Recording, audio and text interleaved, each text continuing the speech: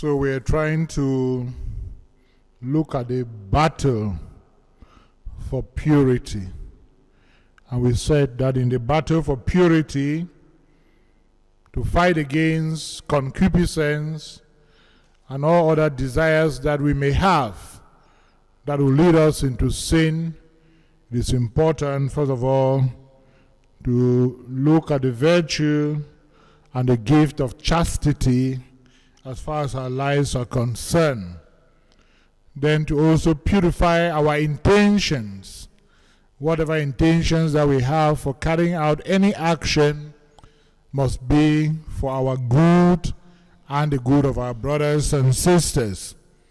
And at the same time to also purify our vision. And finally, to make sure that we also relate with God in prayer and ask God for the graces that we need so that we can be able to succeed when faced with this battle. The battle for purity is a battle that sometimes we fight the battle and we succeed.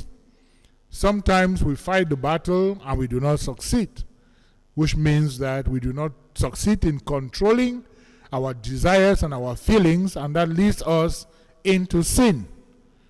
But of course, the good news is that even when we find ourselves in a sinful situation, the church encourages us to get up, to rise up, and to be able to live like God's true sons and daughters.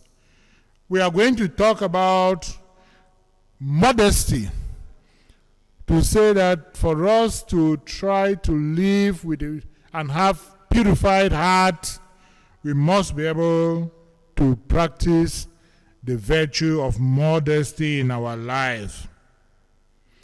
And of course, modesty means that we should be a little bit careful not to make known what is supposed to be veiled.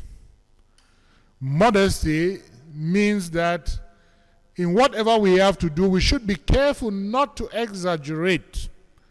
And that's why moralists have always told us that virtue lies in the middle.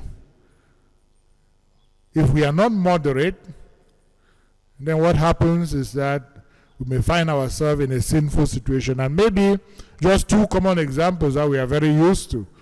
Let's take, for instance, food. Your appetite for food. Your desire for food. If you see food and you do not put into practice the virtue of modesty to moderate your eating habit, the next thing is that you are going to eat more than expected, and when you eat more than expected, you become a glutton. And gluttony is a sin. We also take the example of alcohol. It's good to drink alcohol, but we must always drink with moderation. And when alcohol is placed before you, it is always good to make sure that you drink in such a way that you do not go to excesses that will lead you to become a drunkard. And of course, drunkenness also becomes a sin. So what we are saying, in other words, is that for us to put into the practice the virtue of purity, it is good for us to practice moderation when it comes to certain things that God presents before us. Because most of the times we fall into the sin of the flesh because of alcohol or too much eating.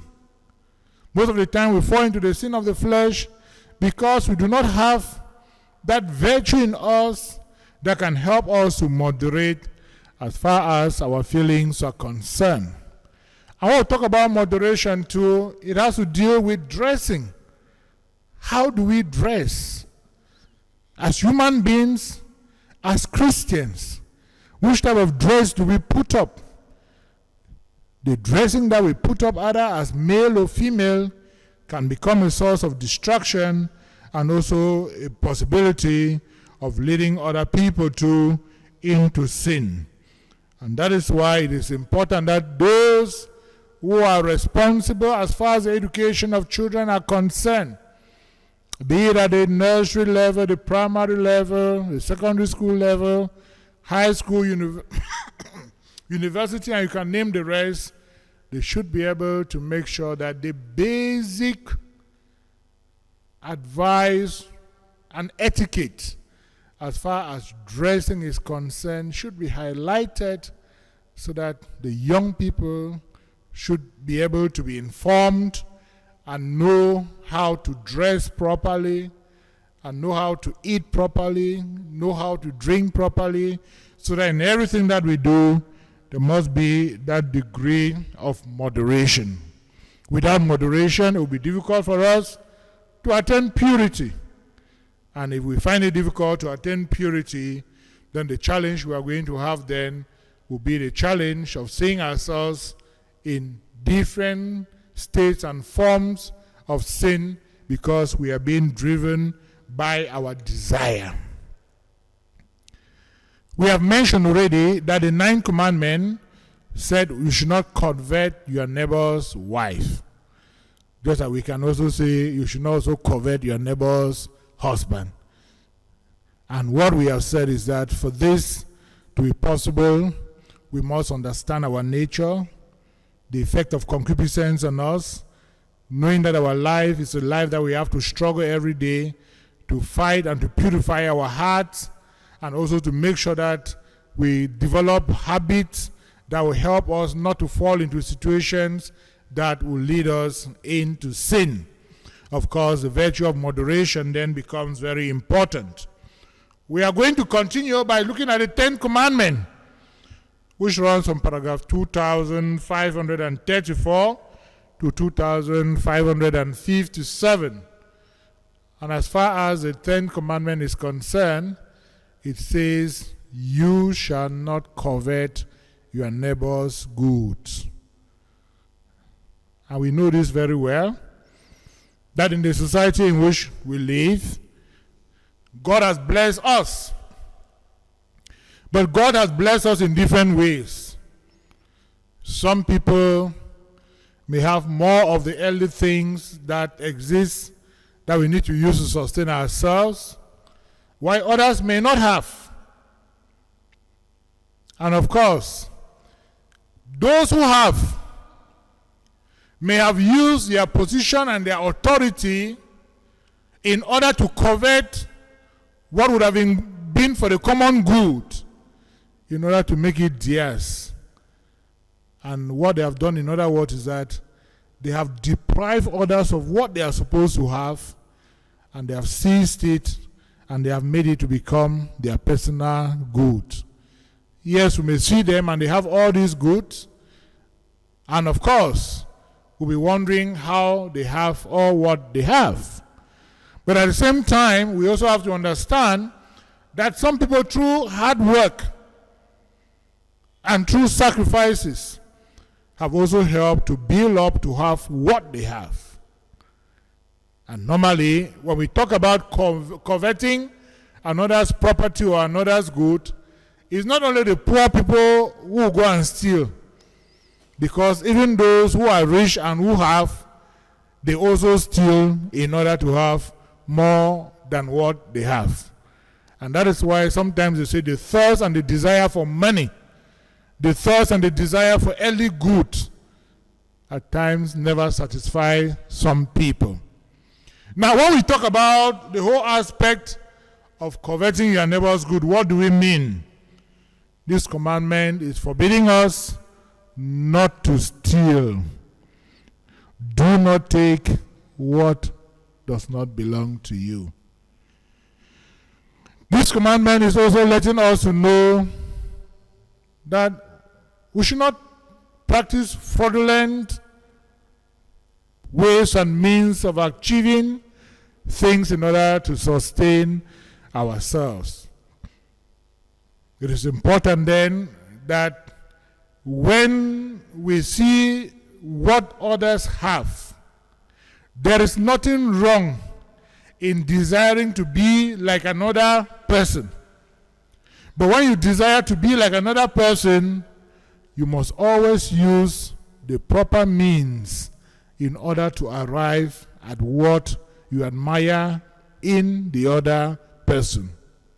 And that whatever we have as goods that have been given to us and property, let us use proper means of acquiring these goods, and also knowing that the goods that we have do not belong to us alone, but the goods that we have been given to us by God in order for us to help ourselves and to help our brothers and sisters, so that together we can all admire the love of God through the things that He has given us on this earth.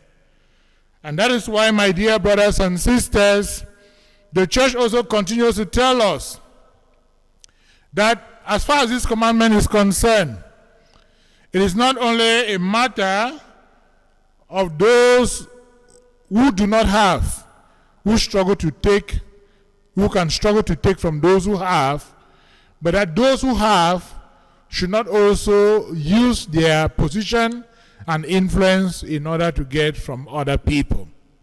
And of course, this brings us to one other thing which exists and which is mentioned as far as this commandment is concerned, the whole aspect of greed. It is as a consequence of greed that those who have do not want to share. It is as a consequence of greed that those who have want to take from those who do not have in order to have more.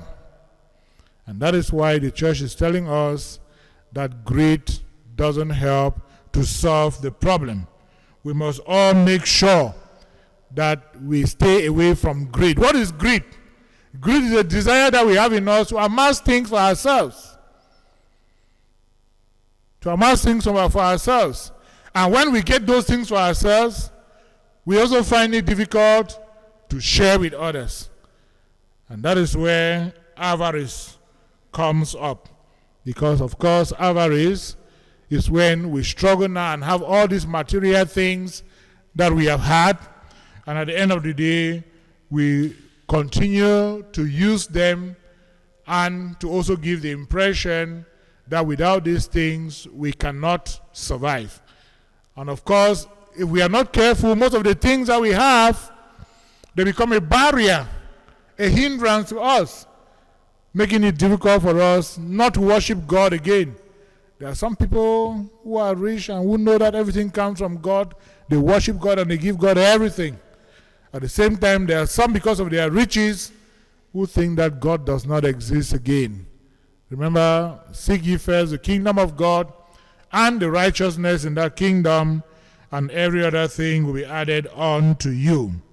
So this commandment also wants us to know that we should not commit any acts of injustice in order to have material possession, because by so doing, we are depriving other people of what is their right, what they are supposed to have, that is supposed to help them as far as their own Christian living is concerned.